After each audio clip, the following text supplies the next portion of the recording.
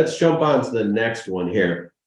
What has been the most impactful approach and or tool for farming? So I know we spoke about some. This may get a little redundant, and and panelists, if you have any other things that you want to touch on that you feel are super important for people to know about building their farm, maintaining their farm, cultivating a farm, please feel free to jump in with that. But we're going to go ahead and go back to Dan. Dan, what has been the most impactful approach that you have taken for farming?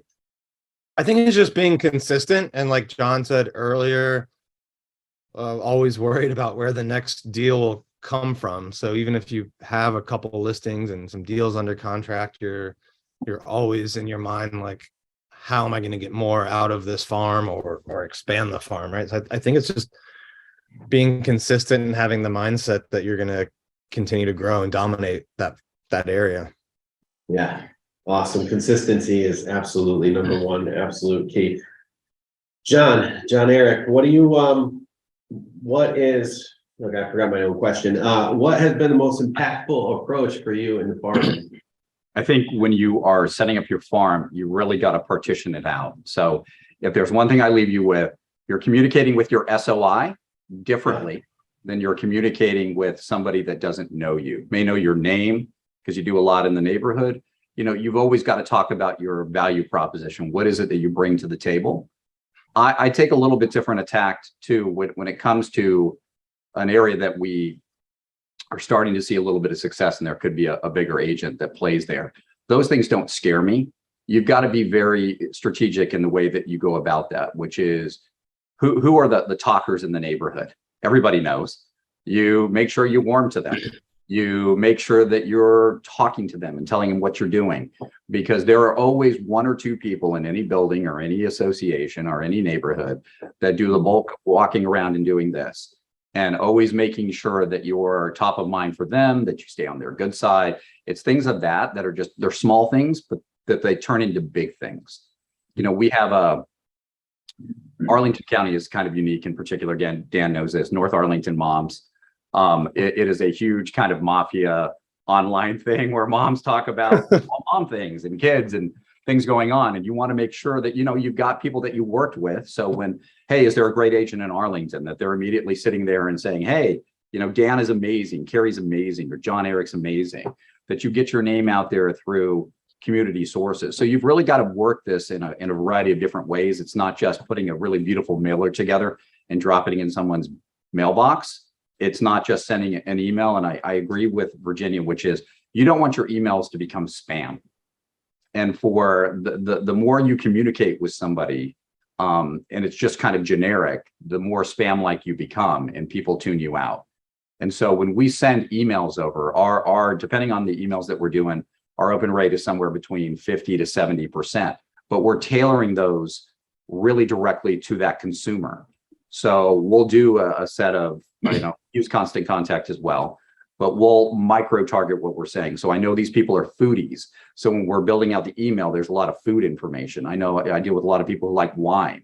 So we include some wine stuff in there. So we make it very unique to the individuals in which we're sending. Is it time and labor intensive? It is.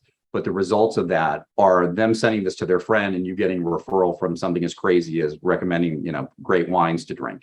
So you've got to really kind of think about it. A lot of people don't have that bandwidth and have a team structure to kind of build this. So you've got to pick and choose your battles. Absolutely. Love it.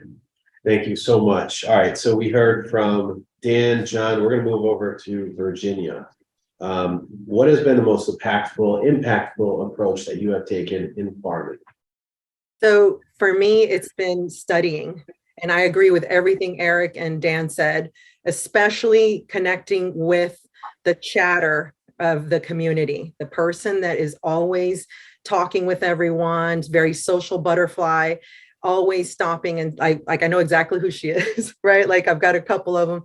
I love them. They're like, they love gardening. They usually give me plants. I drop something off when I'm in the neighborhood. It's just making sure I stay connected with them. And they also share with you when someone's thinking about moving or someone's going through something, right? And that's really helpful when you're trying to target.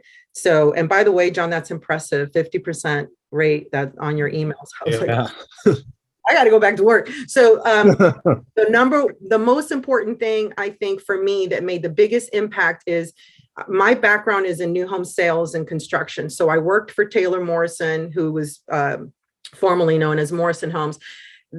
Every time I got a neighborhood, I would study my brochure. When my kids were doing their homework, I would take the brochure out and I would memorize every single little thing about the floor plan, the neighborhood. I would read the deed restrictions front to back, design review guidelines. I would know who the HOA manager was, everything, how far. I use this as a brochure insert. I have a convenience list. It's a distance sheet. I know the consumer can look it up on their phone, but do I really want to hand that task to my client? And I tell them, I know you already spent a lot of time staring at a screen. So we went ahead and took the liberty of Googling on a map how far you are from all these major points. And if there's anything missing on this sheet, let us know. But I study all that. And I take it on like a student.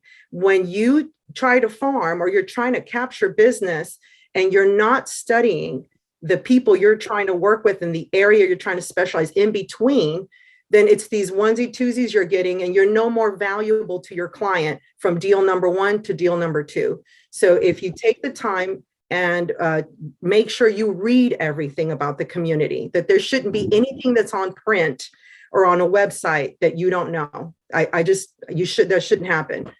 So that's my biggest takeaway from that.